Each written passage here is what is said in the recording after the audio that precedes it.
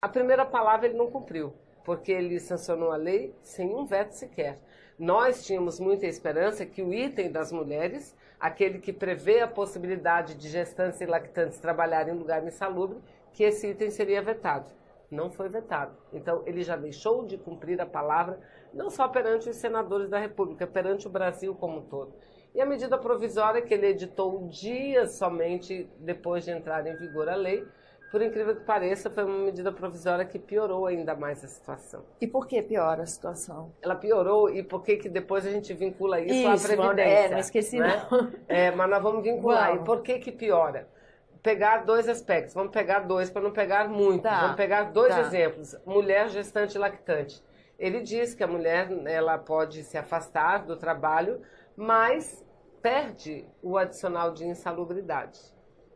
O que significa dizer que ele obriga a mulher a continuar trabalhando em lugares insalubres, se ela não quiser perder o adicional de insalubridade. Para não comprometer a renda. Para não comprometer a renda no momento em que ela mais precisa, que é preparar a família, preparar a casa para receber um novo ente. Não é? Então isso é uma barbaridade. Não, a mulher, ela fica afastada, mas perde o direito ao adicional de insalubridade, o que hoje ela tem direito, né? E o segundo item é que também faz parte lá daquele tal acordo entre os senadores e o presidente da República. Os senadores solicitaram que fosse definida de forma mais clara a situação previdenciária dos trabalhadores contratados pelo regime intermitente, né? Que é aquele trabalhador contratado por hora. Pois bem, sabe o que ele escreveu na medida provisória? Que se ao final do mês o que o trabalhador ganhou não somar o valor do salário mínimo, e é óbvio que o empregador ele só desconta para o INSS proporcionalmente um percentual daquilo do salário que ele pagou devidamente, né? Então, na medida provisória veio escrito, se ao final do mês o valor que o trabalhador ganhou não somar o salário mínimo, quem vai pagar a diferença para a Previdência Social é o trabalhador. Ou seja, o próprio jornal Estado de São Paulo, vários meios de comunicação estão publicando e mostrando que já anúncios publicados nos jornais oferecendo vagas de trabalho, na prática, se você for fazer a conta, faz com que o trabalhador pague para ter o direito à aposentadoria, ou seja, ele vai ter que gastar mais com a Previdência do que ele ganha.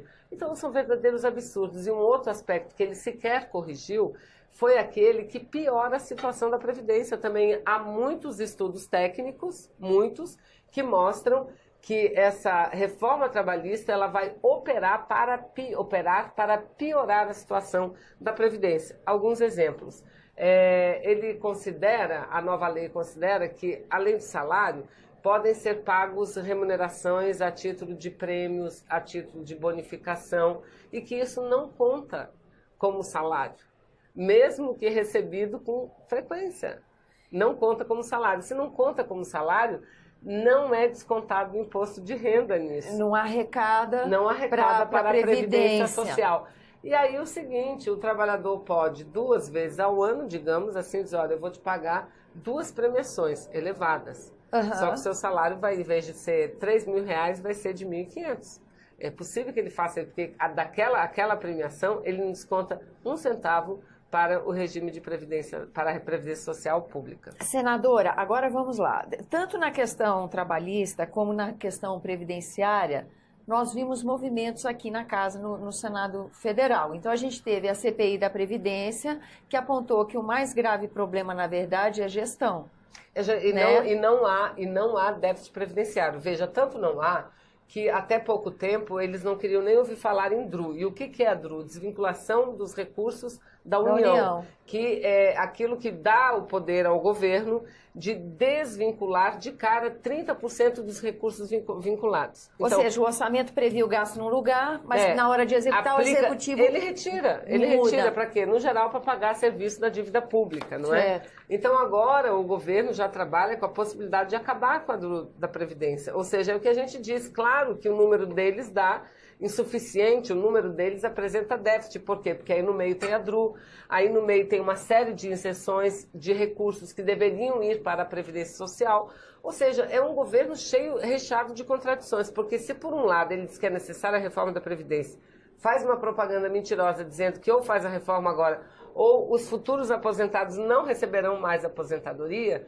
Por outro lado, as medidas provisórias que tramitam aqui, as medidas provisórias prevê uma isenção tributária, ou seja, o Estado deixar de arrecadar valores superior a 30 bilhões de reais. Agora, com o último minutinho que falta aqui da nossa entrevista, o que seriam estratégias de oposição a essas reformas? Porque tanto nós tivemos aqui a CPI da Previdência, como temos também a discussão, o debate de um Estatuto do Trabalho, como se diz, que seria uma maneira de se contrapor ao que aconteceu. É por aí a estratégia de defesa desses direitos? Olha, infelizmente, nós somos obrigados a repetir e dizer que quando nós lutávamos contra o impeachment, que não era impeachment, era golpe, nós dizíamos, olha, o objetivo não é só suspender o mandato de quem democraticamente foi eleito, muito menos de aprofundar na Lava Jato, muito menos de tirar o país da crise. O objetivo era eles tomarem o poder para fazer exatamente o que estão fazendo. Esse é o verdadeiro golpe.